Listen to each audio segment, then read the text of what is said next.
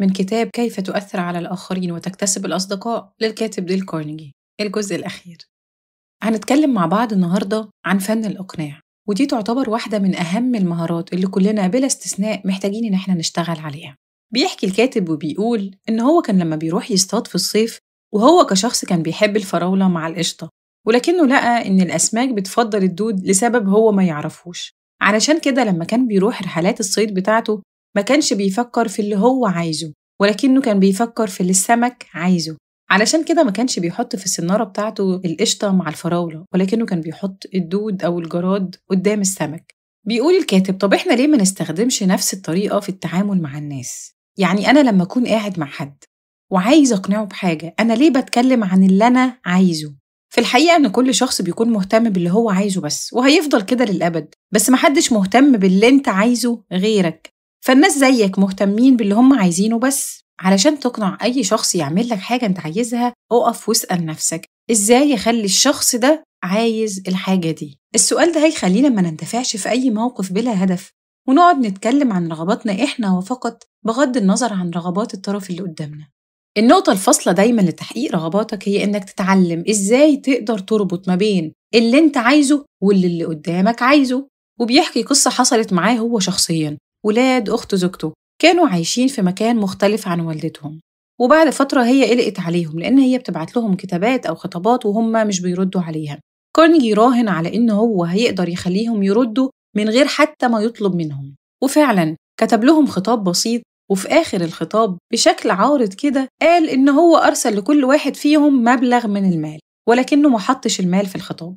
على طول رد الولدين على الخطاب بالبريد المستعجل بيشكروا فيه عمهم، وتقدر تتخيل باقي الخطاب. بغض النظر عن القصة وقد إيه هي مؤلمة، ولكنه قدر ينفذ اللي هو عايزه من غير ما يطلب منهم.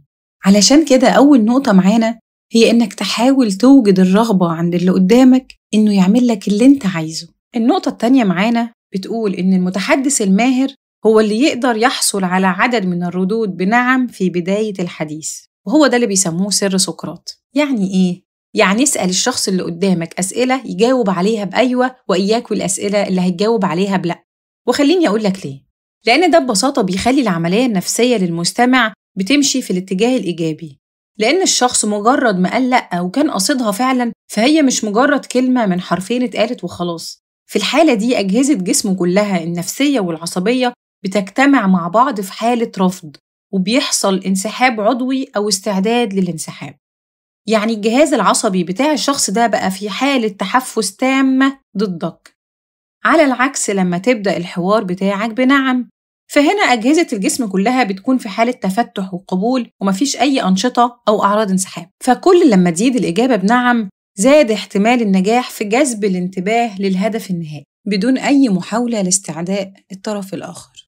لما تبدأ كلامك مع اللي قدامك، ابدأ بالتأكيد وافضل أكد على نقط الاتفاق بينكم. ما تبدأش كلامك بمناقشة نقاط الاختلاف، وإذا أمكن افضل أكد على إنكم عندكم نفس الغاية والهدف، يعني هدفكم واحد، والاختلاف الوحيد بينكم هو في الأسلوب وليس الهدف.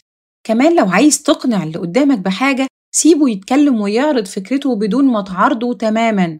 هتلاقيه تلقائياً هيحس بارتياح في التعامل معاك، وبالتالي مع أفكارك وآرائك. كمان لو عايز تقنع اللي قدامك بحاجة، خلي اللي قدامك يحس إن الفكرة دي فكرته. إزاي؟ عن طريق الاقتراحات والأسئلة اللي بتعرض فيها فكرتك بهدوء، علشان تثير اهتمامه وفضوله وتخليه يفكر هو فيها بنفسه. خليك عارف كده، دايماً الأفكار اللي بنوصل لها بنفسنا بيكون عندنا إيمان بيها أكتر من إيماننا بالأفكار اللي بتتقال لينا جاهزة. فحاول إنك تقدم اقتراحات، أفكار، وسيب اللي قدامك يوصل للنتيجة بنفسه. وبيحكي قصة لمدير مبيعات بأحد معارض السيارات، كان عايز يشجع مندوبين المبيعات عنده لأنه لقى حالة من الفوضى والإحباط. فعمل إيه؟ عمل اجتماع بيهم وشجع كل موظف إن هو يكتب أفكاره على الورق، وقال لهم: أنا هديكم كل الصلاحيات اللي بتطلبوها مني دي، ودلوقتي انتوا اللي تقولوا لي ايه اللي يحق لي اني اطلبه منكم. وفعلا كانت الاجابات سريعه من الاخلاص والامانه والمبادره والعمل الايجابي، وفعلا بعدها لقى زياده كبيره في المبيعات بطريقه غير مسبوقه. خاطب الدوافع النبيله للشخص اللي انت بتتكلم معاه. في مقوله بتقول: عاده الشخص بيكون عنده سببين علشان يعمل اي حاجه، سبباً يبدو جيداً والآخر حقيقياً. ولأننا أشخاص مثاليين من جوانا فإحنا بنميل للتفكير في الدوافع التي تبدو جيدة. علشان كده لو عايز تغير فكر حد فأنت محتاج إنك تخاطب الدوافع النبيلة جواه.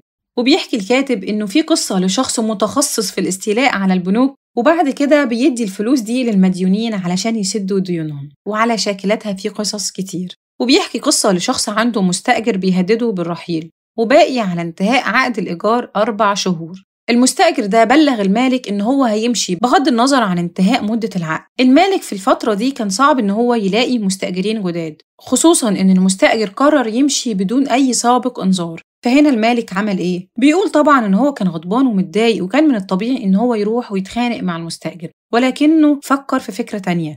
فهو كلم المستأجر وقال له: أنا مش مصدق إنك ناوي تمشي. على مدار الناس اللي أنا قابلتهم في حياتي أنا اتعلمت شوية عن الطبيعة البشرية، وأنا توسمت فيك إنك شخص ملتزم بكلامه، والحقيقة إني متأكد من كلامي ده ومن رأيي فيك. فخليني أعرض عليك اقتراح: أجل قرارك كام يوم وادرس الموضوع من كل الجوانب، وبعدها لو جيت لي في أي وقت من دلوقتي ولحد نهاية الشهر وقلت لي إنك فعلا نويت الرحيل، فأوعدك إني هقبل قرارك على إنه قرار نهائي وهديلك الحق في الرحيل من غير أي جزاءات، وأعترف لنفسي وقتها بإني غلطت في تقديري، ومع ذلك أنا مؤمن بإنك ملتزم بكلمتك وهتلتزم بالعقد.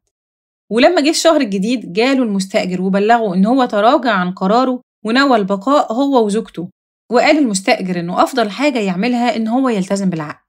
طبعا ممكن حد دلوقتي يجي في باله ويقول: طيب بس الطريقة دي مش بتنفع مع الناس اللي بقابلهم وبتعامل معاهم الصراحة. فخليني أقولك إنك ممكن يكون معاك حق، لأنه مفيش حاجة بتنفع طول الوقت ولا مع كل الناس، فإحنا على الأقل محتاجين نجرب. نقطة كمان: طريقة عرض الفكرة. اعرض فكرتك بشكل جذاب، وده بيكون واضح وظاهر جدا في إعلانات التلفزيون اللي بتكون مليانة محفزات وبتبين لك مميزات المنتج المعروض. فلو مثلا إعلان عربيات فهيجيب لك العربية وهي بتطلع جبال وتلال ووديان وانت شايف ده بعينيك. حد تاني بيضحك وفرحان وهو بيستخدم منتج معين. كل ده انت شايفه بعينيك بطريقة عرض جذابة ومن غير ما يتكلم. أب كان عنده مشكلة إن هو يقنع ابنه علشان يجمع ألعابه من الأرض، فاخترع القطر وبقى الولد الصغير هو اللي بيسوق القطر ده وبيسحبه بالعجلة بتاعته، وفي نهاية اليوم القطر بيتحط جواه اللعب والولد بيسوق ومستمتع. بالطريقة دي المكان بقى منظم من غير محاضرات ولا جدالات ولا تهديد. نقطة مهمة جدا: أعلن التحدي. علشان تخلي اللي قدامك يوافق على فكرتك أو طلبك اخلق المنافسة. ومش المقصود هنا بأسلوب دنيء هدفه تحصيل المطلوب أياً كان. من أكتر عوامل التحفيز والإقناع مش الفلوس ولا المزايا الإضافية، ولكن الرغبة في التفوق والنجاح وإثبات القيمة. وده السبب اللي عشانه اتوجدت السباقات، لأن هي بتعتبر فرصة للتعبير عن الذات وإثبات القيمة. ولكن الجزئية دي محتاجة تتعمل بعناية شديدة وبشيء من الحنكة، وإلا ممكن تجيب نتيجة عكسية. وبيحكي قصة لسجن كانت سمعته سيئة تماماً وما كانش فيه مأمور للسجن ده، وكان كل اللي بيمسك السجن ده بيمشي بعدها ب3 أسابيع بالكتير. فالمفروض الشخصية اللي بتتولى المكان ده تكون شخصية قوية. فمسؤول في الدولة طلب من شخص ما إن هو يتولى المهمة دي، فلما اتعرضت على الشخص ده مهمة منصب المأمور اتفاجئ وقلق، لأنه طبعاً بيحط في اعتباره تاريخه المهني. فقام المسؤول قال له إيه؟ قال له: أنا مش هلومك على تخوفك، دي مهمة فعلاً صعبة، دي هتحتاج شخص قوي وشديد الذكاء علشان يقدر يروح هناك ويستمر. طبعاً الشخص ده أخذ الكلام وقرر إن هو لازم يجرب الوظيفة اللي بتحتاج شخص قوي وذكي، وفعلاً تولى المهمة وبقى أشهر مأمور في وقتها. النقطة الأخيرة معانا هي إنك تحاول تشوف الأمور من وجهة نظر الآخرين، يعني حاول تشوف بعيونهم. والنقطة دي قبل ما تكون علشان اللي قدامك، دي عشانك أنت، لأنك لما تفهم وجهة نظر اللي قدامك والسبب من فكره ده هيتولد عندك تعاطف مع آرائه ورغباته. تخيل نفسك كده لما تكون في حوار وإنت عرضت وجهة نظرك ولقيت اللي قدامك بيسمعك باهتمام وبيقولك: أنا مش بلومك أبداً على اللي أنت حاسس بيه، أو أنا لو كنت مكانك أكيد كنت هعمل أو هحس بنفس اللي أنت حاسس فيه بالظبط. إجابة زي دي كفيلة إن هي تلين أي شخص مهما كان عنيد. والحقيقة إنك لازم تكون مصدق الكلام ده فعلاً، لأن أنت لو كنت مكانه أو عندك نفس ظروفه كانت ردود أفعالك هتبقى مختلفة. يعني قول لنفسك دايماً إنه أكيد في سبب يخلي الشخص ده شايف الرأي ده وبيعمل اللي بيعمله. أنت كده بتوفر على نفسك وقت وجهد، لأنك كل لما عرفت وفهمت السبب هتقل احتمالات رفضك للنتيجة، وكمان مهارتك هتزيد جداً في فهم العلاقات الإنسانية. النجاح في التعامل مع الناس بيعتمد بشكل كبير على استيعابك لوجهة نظر الآخرين من منظور عاطفي، مش علشان النقد ولا إطلاق الأحكام. وبكده تكون خلصت رحلتنا مع كتابنا العزيز. أتمنى تكونوا استفدتوا، وأشوفكم في رحلة جديدة مع كتاب جديد. أعاننا الله وإياكم.